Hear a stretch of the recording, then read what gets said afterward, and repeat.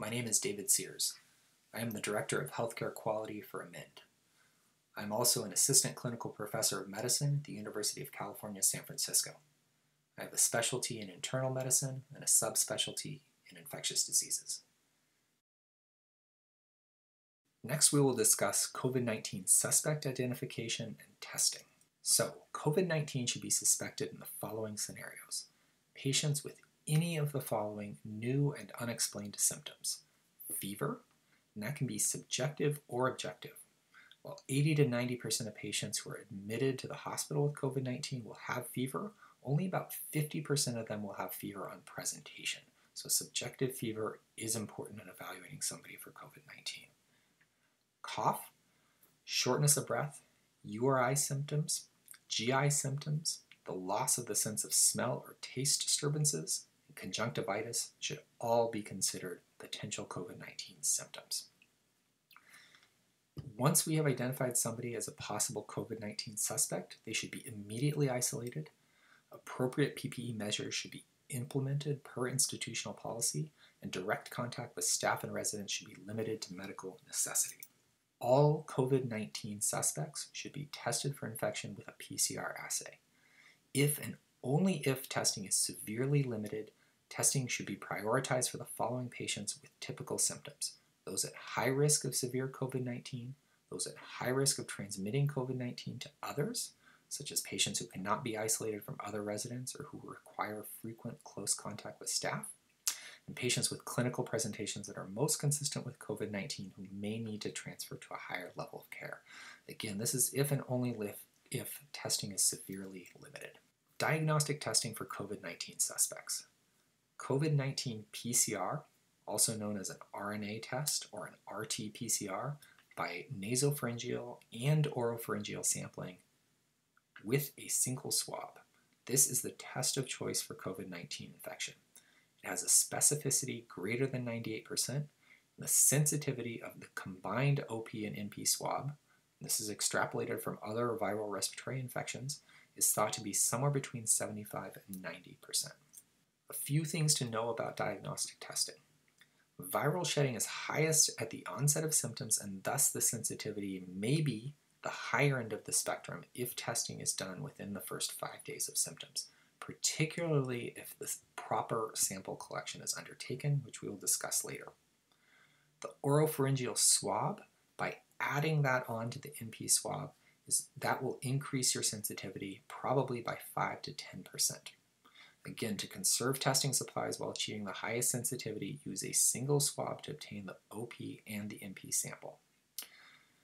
It's worth noting that additional sites of collection, like oropharyngeal washings, AM sputum, anterior nares collection, mid-turbinate swabs, as well as mechanisms, so self-collection, and swab types like synthetic swabs may be valid based on emerging data, and this should be arranged in coordination with your testing laboratory. In addition to COVID-19 PCR testing, you can consider influenza testing, preferably by PCR, or multiplex PCR panels for respiratory pathogens by nasopharyngeal swab.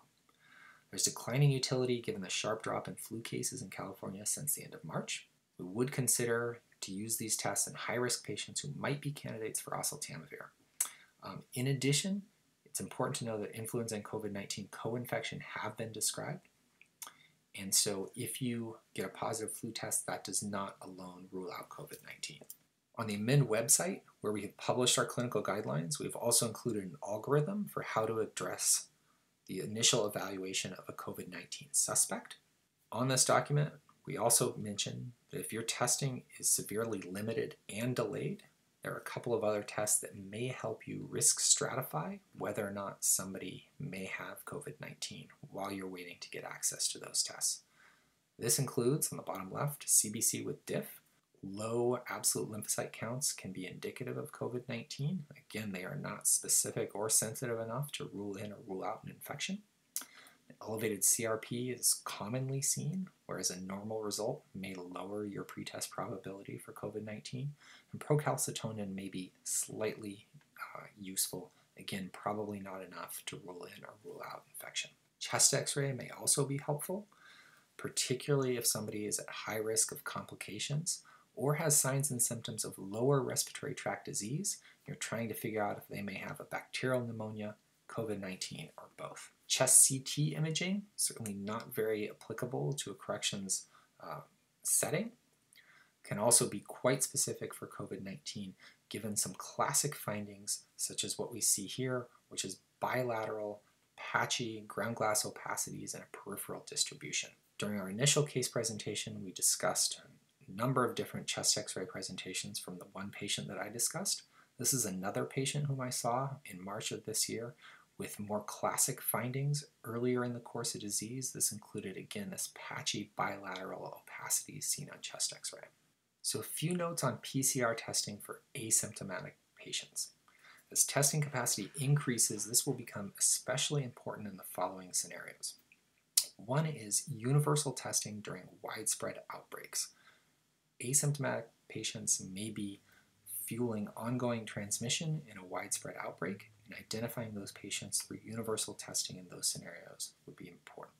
Additionally, testing of close contacts who may be the source of asymptomatic or pre-symptomatic transmission.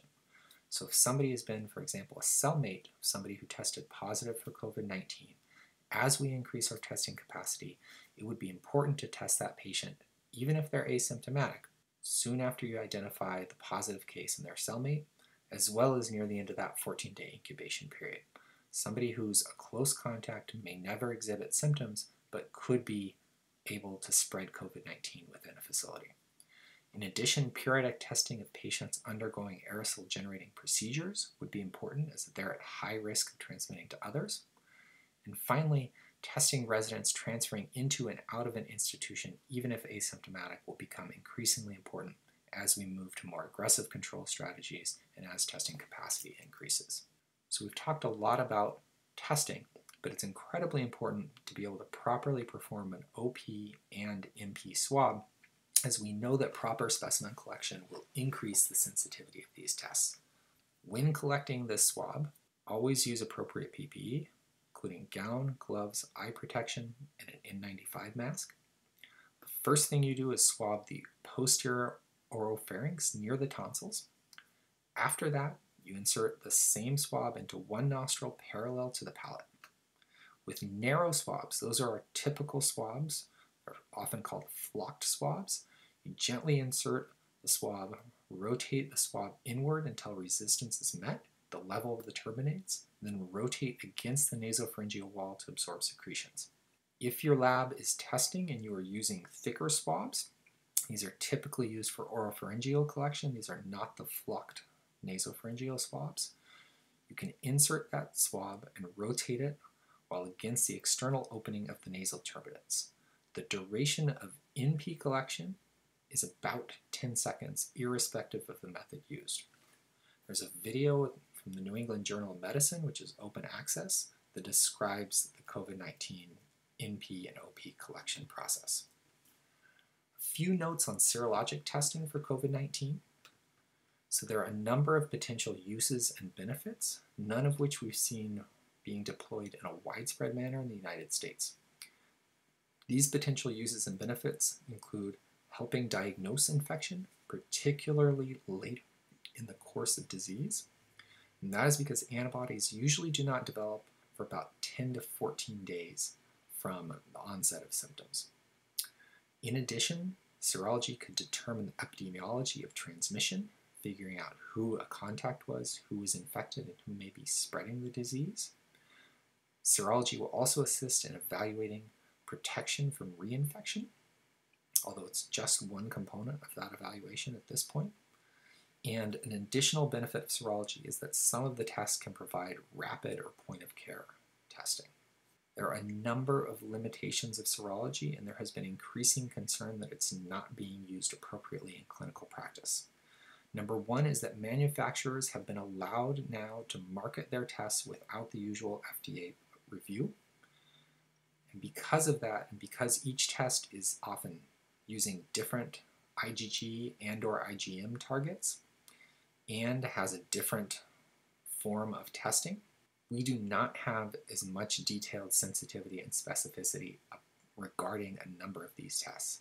Many of these assays are not specific for COVID-19 infection, In addition, there's limited sensitivity, even with an excellent serology assay, there's limited sensitivity early in the disease course. And we also do not know the level or duration of any protection from a positive antibody result. We cannot tell patients who have a positive serology test that they are immune from COVID for any duration of time, at least at this point, based on what we know. Finally, let's discuss COVID-19 treatment. What to do with a COVID-19 result is also described on our clinical algorithm on the AMEND website. Those who have a negative result, given the limitations and sensitivity, cannot be considered to be excluded from having a diagnosis of COVID-19 completely. If you've made an alternate diagnosis that explains their symptoms, then you can change their isolation status in the setting of a negative test unless a high clinical suspicion remains for concurrent COVID-19 despite this negative test. In that latter scenario, you would want to keep them on COVID-19 precautions. If you have a negative test and you have not made an alternate diagnosis, but you are still concerned for a respiratory viral syndrome, you should keep that patient on COVID-19 isolation and PPE and consider repeating the test. If your test is negative and you have not made an alternate diagnosis, but you're no longer concerned for a respiratory viral syndrome or a syndrome that fits with COVID-19, you could consider discontinuing the isolation and PPE for COVID-19. On the left side of this algorithm, we'll discuss some of the things that we'll do after a positive COVID-19 test result, including keeping the patient on isolation per your institutional protocol, considering supplemental oxygen, analgesia, and antipyretics, bronchodilators, and spirometer use, and IV fluids. We'll now discuss some of those sections in more detail. Before we get into some of those specific treatments, however, it's important to discuss monitoring patients with suspected or confirmed COVID-19. These patients should be monitored at least twice a day with a nursing assessment, including but not limited to temperature, blood pressure, respiratory rate, and pulse oximeter monitoring, as well as watching for complications of COVID-19 infection, including respiratory distress and a sepsis-like syndrome. More frequent monitoring would be required for those who are particularly at high risk for severe disease, including those at older age or those with chronic conditions. It's worth revisiting the point that if and when patients deteriorate, it often happens later in the course of disease, often 8 to 14 days or so after symptom onset, and it often happens rapidly. Again, this is the case series from China. Patients who had severe COVID developed ARDS around 12 days after symptom onset, were admitted to the ICU around that time as well. So if patients appear to have mild or moderate COVID-19, how do we treat them? Treatment at this point is still really supportive. So we'll give oxygen if needed, usually to keep their O2 saturation about 92% or higher. And the preference is to use a routine nasal cannula or a face tint. High flow nasal cannula has the potential to aerosolize respiratory droplets. It should not be used without putting the patient on additional isolation measures such as negative pressure in a room with solid doors and greater distancing from unexposed or uninfected patients. Beyond oxygen, we can give analgesia and antipyretics. There has been some concern about the use of NSAIDs for patients with mild COVID. However, that has not been borne out by the clinical data, and NSAIDs would be appropriate as long as the patient does not have the usual contraindications for NSAIDs. At the same time, acetaminophen is an absolutely appropriate treatment for bringing down somebody's fever or treating pain and discomfort. Bronchodilators can be used if needed, and that really should be limited to situations where they're needed, such as reactive airway disease, significant wheezing with respiratory distress. We should be avoiding nebulized medications if possible, because this is also an aerosol-generating procedure. Again, bronchodilators, if you're using an MDI, for example, should really be limited to patients if needed, given that there has now been some national shortages of these medications. IV fluids are rarely needed in mild to moderate COVID-19, perhaps with the exception of patients who have GI symptoms as their predominant feature. Corticosteroids in mild to moderate disease should be avoided unless there's another indication, such as the patient's having a severe COPD exacerbation associated with the COVID-19 infection. We know that patients who receive oral corticosteroids have a prolonged duration of viral shedding. And in the last severe coronavirus outbreak with MERS-CoV, we found that patients who received corticosteroids did worse. Now we'll discuss some of the antiviral candidates for treatment for COVID-19. The one that has generated the most publicity has been hydroxychloroquine and the related medication chloroquine. These have both been found to have potent in vitro activity against SARS-CoV-2, the virus that causes COVID-19. However, in vitro activity is really a minimum barrier to entry for study as an effective treatment for a virus. These medications have the potential for serious toxicity, such as QTc prolongation and hemolytic anemia, which is mediated by G6PD deficiency. The data around hydroxychloroquine for COVID-19 is small and not particularly encouraging. There have been 2 small RCTs, as well as a couple of so far unpublished retrospective case control trials. These RCTs and the case control trials showed no clinical benefit and a potential for worse outcomes. There have also been a couple of single-arm studies with no control group, so not as robust and uncertain what to do with the data from those single-arm studies. However, the better trials with more patients did not show a benefit to hydroxychloroquine. At present, hydroxychloroquine really cannot be recommended for COVID-19 testing outside of a clinical trial, of which there are a few currently recruiting patients. Lopinavir ritonavir, a protease inhibitor normally used for the treatment of HIV, has also shown in vitro activity, and it has now been studied in a large RCT that was published in the New England Journal of Medicine, where it showed no improvement in clinical outcomes or the duration of viral shedding when compared to placebo. One note is that the study drug was started a mean of 13 days after symptom onset, and certainly in this scenario did not show a benefit. We do not know if it will be helpful in treating patients with milder disease or if started earlier in the treatment course. However, there's not a lot of optimism at present around the possibility for success with this drug. Remdesivir is an experimental IV therapy that has potent in vitro activity against SARS-CoV-2. It has now been studied compared to placebo for COVID-19 in hospitalized patients with evidence of lower respiratory tract disease. The Data Safety and Monitoring Board stopped this trial early because remdesivir was shown to have a benefit for the primary outcome. That primary outcome was time to recovery. Individuals who received remdesivir recovered at an average of 11 days, whereas those who received placebo recovered at an average of 15 days.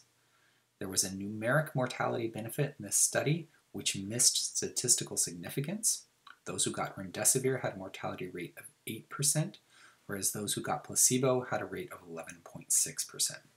The full trial results have not yet been released, but remdesivir is now available through an emergency use authorization. It is worth emphasizing again, this is an IV therapy, and it really has only been studied and probably only should be used, certainly at this point, for patients who are hospitalized with COVID-19 and those who have more severe disease presentations, such as lower respiratory tract disease. There are ongoing trials right now of remdesivir looking at how effective it is with or without various immunomodulating agents. Of note, the safety data from this trial, which again has not been released in full, did show that there was a reasonable safety profile among patients who met fairly liberal inclusion criteria. Because of the robust inflammatory response that occurs around severe COVID-19 disease, there has been a lot of interest in a number of immunomodulating therapies. These candidates include IL-1 receptor antagonists, IL-6 inhibitors, JAK inhibitors, vitamins, and convalescent plasma. None of these has hit the mainstream yet. All of them are being studied in various clinical trials.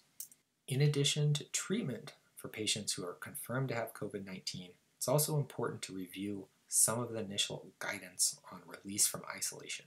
How can we bring these patients safely back into congregate settings? The CDC promotes 2 different strategies. Option 1 is called a test-based strategy, and this is preferred in congregate settings, and I would argue is the safer approach to releasing somebody from isolation within corrections. What the CDC promotes is a resolution in fevers without antipyretics, and improvement in initial symptoms, and 2 negative PCR tests at least 24 hours apart. If a patient meets those 3 criteria, they can come out of isolation. We know from data of inpatients as well as outpatients that it looks like the median duration of shedding is around 20 days. So these patients may end up in isolation for a prolonged period until they meet the testing criteria. Option 2 is a non-test based strategy. This is not what the CDC recommends for congregate settings, but it involves 3 criteria: a resolution of fevers for at least 72 hours, improvement in symptoms for at least 72 hours, and at least 7 days need to have passed from symptom onset.